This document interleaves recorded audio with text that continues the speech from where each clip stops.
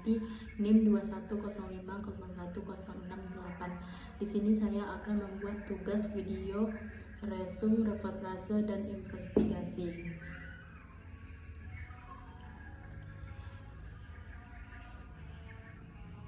Ia mengamati rubrik laporan utama terbitan Januari 2011 hingga Oktober 2013, khusus yang berkaitan dengan aneka skandal korupsi. Temunya cukup membuat kami terperanjat.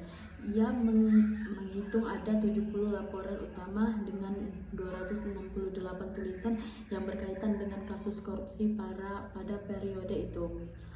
Proporsi antara sumber anonim yang menggunakan atribut jelas dan tanpa atribut jelas kurang lebih sama.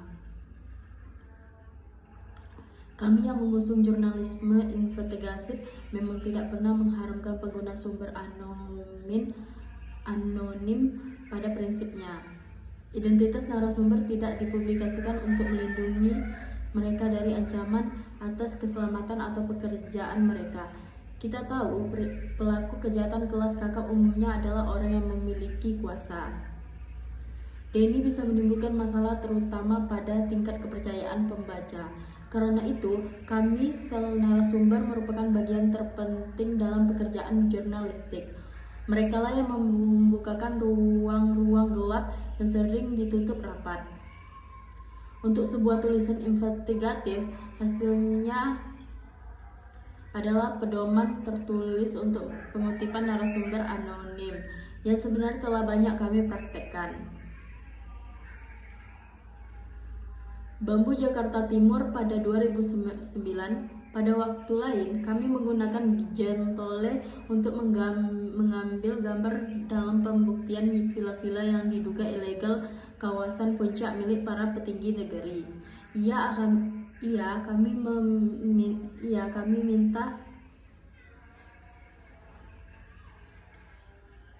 jelaskan detail ruang, denah kursi, posisi peserta pertemuan, warna perabot juga yang dipesan.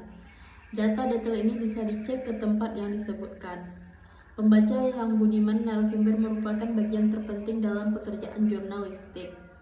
Mereka yang membukakan ruang-ruang gelap yang seringkali tertutup rapat untuk sebuah tulisan investigasi seperti 11 liputan yang kami tampilkan pada edisi ini sebagai bagian dari cara kami merayakan 45 tahun terbitnya majalah Tempo. 11 liputan ini kami pilih dari edisi-edisi setelah Tempo terbitlah kembali 1998.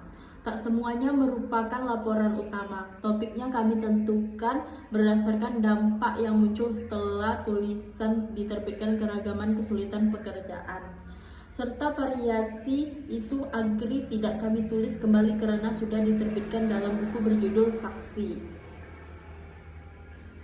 Bagi kami, liputan investigatif memiliki dua fungsi strategis. Kecurangan di antara lain membuat harga obat menjadi lebih mahal, biaya sekolah tinggi, harga kebutuhan pokok melambung, juga peradilan yang tak efisien. Dengan investigasi, sebagian kejahatan yang merugikan masyarakat bisa diungkap.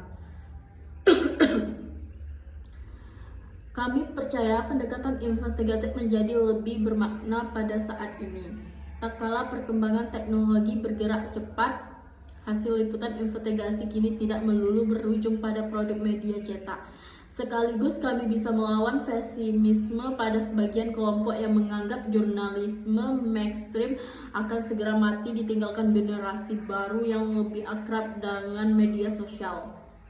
Kementerian Pertanian oleh Calo, saya diminta membayar untuk mendapat jatah impor lebih besar.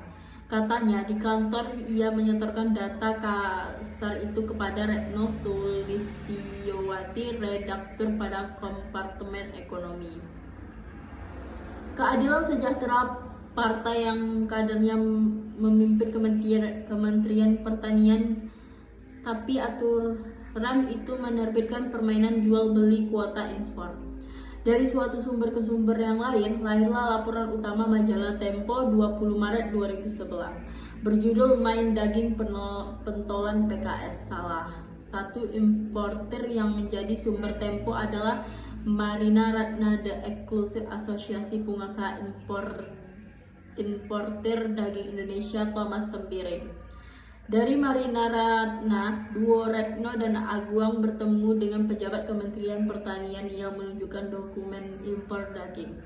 Rekam jejak Basuki di Kementerian Pertanian salah satunya terendus pada 2004 ketika ia tersandung kasus pemalsuan barang daging asal India dikemas ulang lantas dijual di dalam negeri sebagai daging Australia.